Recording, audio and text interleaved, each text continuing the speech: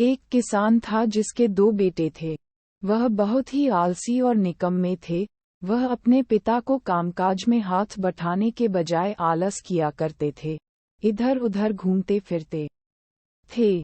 किसान को अपने बेटों की बहुत फिक्र थी।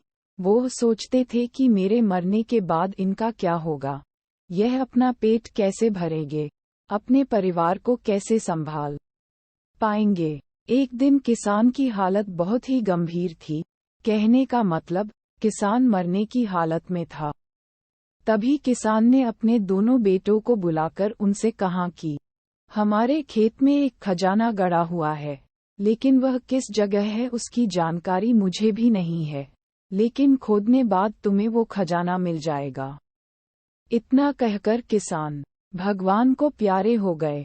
खजाने की खबर सुनकर दोनों बेटों के मन में लालच आ गया और वो दोनों खेत पर चले गए और खेत को खोदने लगे।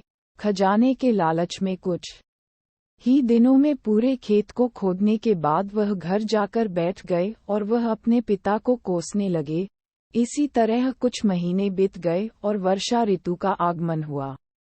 किसान के बेटों के पास पेट भरने के लिए सिर्फ एक ही जरिया था, वो है खेती।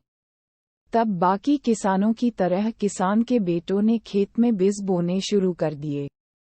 वर्षा का पानी पाकर वह बीज अंकुशित हुए और देखते ही देखते खेत लहराने लगे। ऐसा लग रहा था कि हवा के झोंके से लहरा रहा था। ये देखकर किसान के बेटे बहुत खुश हो गए। उनको समझ आ गया कि परिश्रम ही सच्चा धन होता है, और वो उसी तरह से अपने पिता के शब्दों का मोल भी समझ गए और अपने कामकाज में लग गए।